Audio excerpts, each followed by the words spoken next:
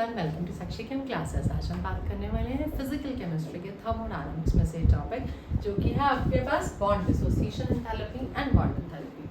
देखिए समझिए इस चीज़ को, जब हम बात करते हैं केमिकल बॉन्डिंग की तो जब भी कोई बॉन्ड बनता है तो उस टाइम पे एनर्जी क्या होती है, रिलीज होती है, और उतने ही अमाउंट ऑफ एनर्जी हमें देनी पड़ती है उस बॉन्ड को तोड़ने के लिए। मतलब जो एनर्जी रिलीज हो रही है in the formation of bond and energy which is provided in breaking that particular bond वो सेम होती है, बट मैग्नीट्यूड सिर्फ फ़र्क होता है। तो कभी भी एक बॉन्ड को हमने तोड़ना है तो उस टाइम पे हमें एनर्जी प्रोवाइड करनी पड़ेगी, और कभी भी हमारे पास बॉन्ड की फॉर्मेशन हो रही है उस टाइम पे एनर्जी क्या होगी, रिलीज होगी। तो अब इसी जो बॉन्ड के रिलेशन में जो एनर्जीज रिलीज हो रही हैं या फिर एनर्जी हमें प्रोवाइड करनी पड़ रही है, उसी को ही अगर हम रिएक्शन की एनर्जी से रिलेट कर दें तो that is called as bond enthalpy. So bond enthalpy basically क्या है, when we are going to break 1 mole of a compound, एक मोल हमने कंपाउंड लिया, एक मोल ऑफ बेसिकली हम बोले बॉन्ड, एक मोल ऑफ बॉन्ड लिया जो दो एटम्स के बीच में बना हुआ था, उसको ब्रेक करने के लिए गैसियस स्टेट में जितनी एनर्जी हमें प्रोवाइड करनी पड़ेगी that is called as bond enthalpy.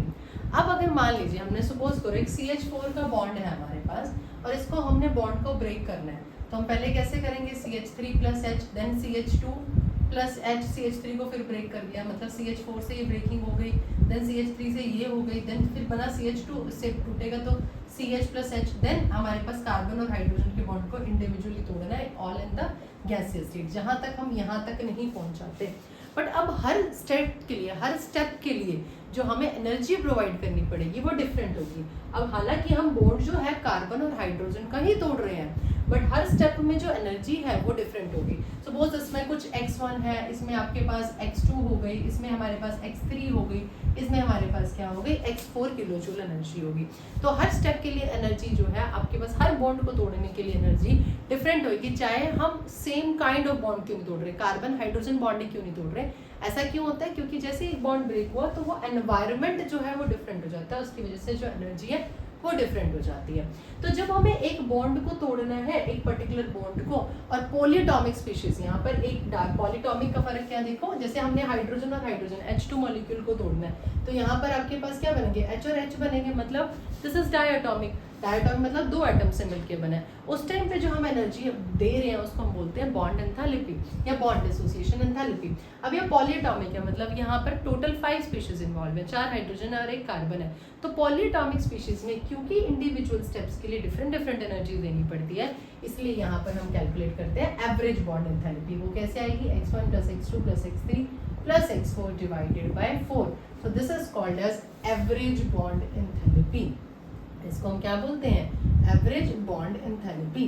क्यों, क्योंकि यहाँ पर डिफरेंट स्टेप्स के लिए डिफरेंट एनर्जी है, इसलिए हमें सारे स्टेप्स को कंसीडर करना पड़ेगा।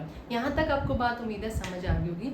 अब इससे जो देखते हैं रिलेटेड हम क्वेश्चन जो कि इंपॉर्टेंट है, बेसिकली इससे रिलेटेड क्वेश्चन ही हमसे पूछे जाते हैं, तो हम देखते हैं इन क्वेश्चन को हम कैसे सॉल्व करेंगे।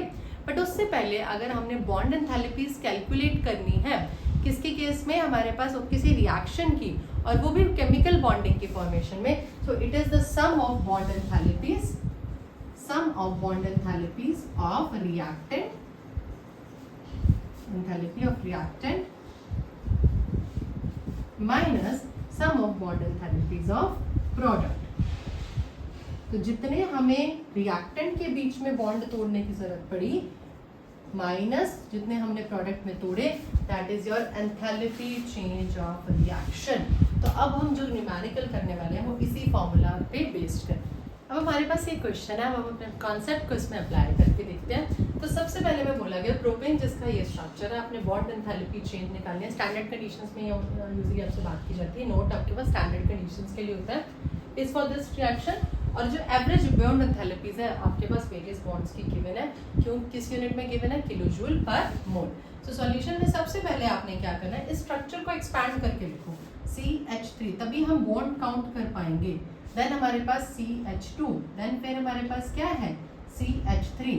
ये तो हो गया प्रोपेन का हमारे पास रिएक्शन। आगे क्या दी हुई है, O2 के साथ तो ऑक्सीजन और ऑक्सीजन, और यहाँ आगे आ गया 5, और फिर क्या दे रहा है ये हमें CO2 के बीच में बॉन्डिंग कैसे होती है ये, और इसके आगे कितना है आपके पास मोल्स हैं 3।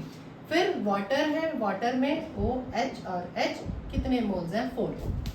तो हमने पढ़ा था formula delta H naught for the reaction, sum of bond enthalpies of reactant minus sum of bond enthalpies of product.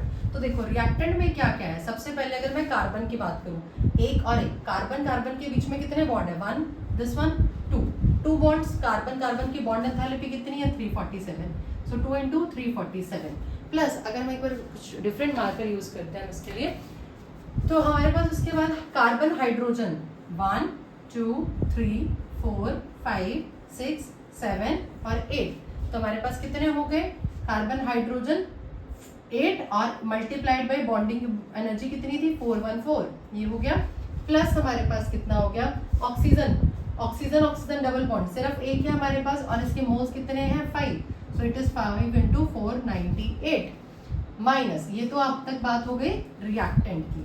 अब चलते हैं प्रोडक्ट पे, प्रोडक्ट में कार्बन ऑक्सीजन कितने हो गए, एक आपके पास ये वाला हो गया कार्बन ऑक्सीजन और एक ये वाला हो गया, तो दो, तो यहाँ पर एक के 2 हो गए, 2 की मल्टीप्लाइड किसके साथ, आगे जितने नंबर ऑफ मोल्स हैं, सो 6 इंटू कितना हो गया आपके पास 6 into 741, बिकॉज कार्बन ऑक्सीजन कितना आपके पास 741, ईच के लिए आपके पास 741 है, यहाँ पर 1 और ये 2 into 3 that is your 6, plus आपके पास क्या हो गया हाइड्रोजन ऑक्सीजन बॉन्डिंग कितनी होगी, ऑक्सीजन हाइड्रोजन इज 464, यहाँ कितने हैं 1 और 2, तो 2 हाइड्रोजन 2 OH बॉन्ड यहाँ पर हो गए 4 into 2 that is your 8, so 8 into 464, ये आपके पास जो है ओवरऑल वैल्यू निकलने वाली है।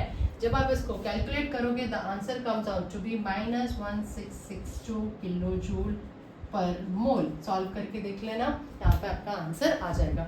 तो मुझे उम्मीद है आपको ये टॉपिक जो है अच्छे से समझ आ गया होगा। जैसे कि हर टॉपिक के बाद आपको एक ट्राई और सेल्फ क्वेश्चन मिलता है, तो हमारे पास ये ट्राई और सेल्फ क्वेश्चन है, जहाँ पे जितना आपने कॉन्सेप्ट सीखा क्या आप उस कॉन्सेप्ट को अप्लाई कर पा रहे हो क्वेश्चंस में, नहीं, वो आपने इस क्वेश्चन को ट्राई करके देखना है। क्वेश्चन क्या कह रहा है, you have to calculate the standard enthalpy change of the reaction, reaction ये दी हुई है और average bond enthalpies various bond की दी हुई है, कैसे निकाला है, sum of bond enthalpies of reactant minus sum of bond enthalpies of product, total bound count करने हैं और यहाँ से वैल्यू पुट करके आंसर निकाल लेना है, और मुझे आंसर कमेंट बॉक्स में जरूर बताना है।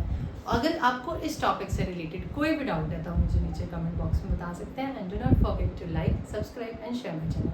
Thank you so much for watching.